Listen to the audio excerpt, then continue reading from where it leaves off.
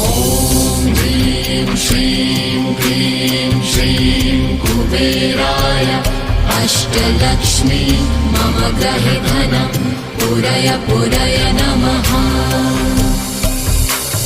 ॐ ह्रीं श्रीं क्लीं श्रीं कुबेराय अष्टलक्ष्मी मम गृहे धनं पुरय पुरय नमः।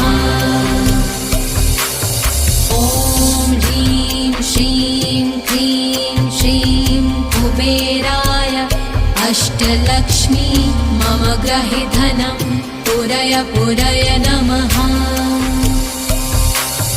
ॐ ह्रीं श्रीं क्लीं श्रीं कुबेराय अष्टलक्ष्मी मम गृहे धनं पुरय पुरय नमः।